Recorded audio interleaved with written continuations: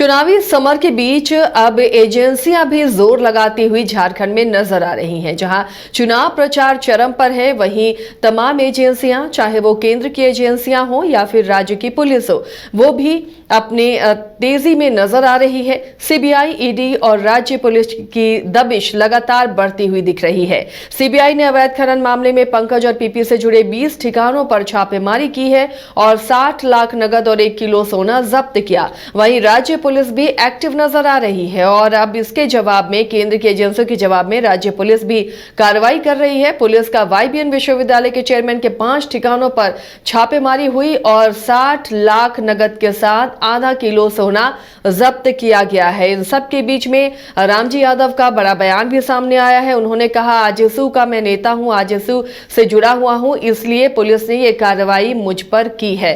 तो राजनीतिक समर, चुनावी समर के बीच में अब एजेंसियां जिस तरह से एक्टिव हैं, दोनों तरफ की एजेंसियां, उस पर कई सवाल खड़े हो रहे हैं। धड़ाधड़ छापेमारी हो रही है और पैसों की बरामदगी की जा रही है।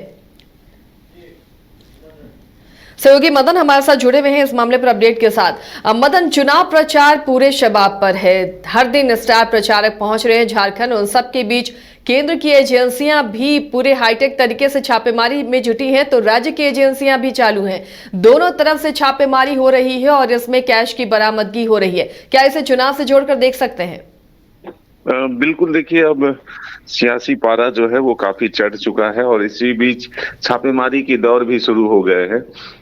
एक तरफ जहां केंद्रीय एजेंसियां छापेमारी कर रही है, तो वहीं दूसरी तरफ जो राज्य की एजेंसियां हैं वो छापेमारी कर रही है और दोनों तरफ से टिट फॉर टैट का एक सिचुएशन देखने को मिल रहा है और इसे अब सियासी रूप भी दिया जा रहा है। पहले देखिए, बीजेपी ने चुनाव आयोग को जाकर के मुख्य निर्वाचन पदाधिकारी को एक पत्र सौंपा है, जिसमें ये कहा गया है कि बीजेपी के और तमाम उनके सहयोगी दलों के नेताओं को टारगेट किया जा रहा है, उनके संस्थानों को टारगेट किया जा रहा है और उन पर जो है छापेमारी की संभावना है और कुछ नेताओं को जान की खतरा भी है। इसी सूचना जो है वो चुनाव आयोग को पहले दी गई है।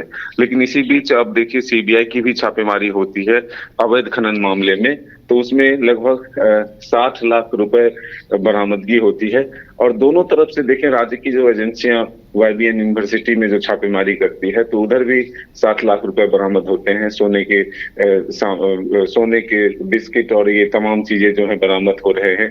तो एक तरह से कहें तो अब चुनाव के दौर जैसे जैसे आगे बढ़ते जा रहे हैं, ऐसे में छापेमारी का दौर भी बढ़ता जा रहा है। दोनों तरफ से केंद्रीय एजेंसियां और राज्य की एजेंसियां एक दूसरे को पकड़ने में जुटी हुई है। तब देखना होगा कि इसकी गति जो है और तीव्र होती है या फिलहाल यहीं तक रुकता है, ये आने वाला वक्त बताएगा।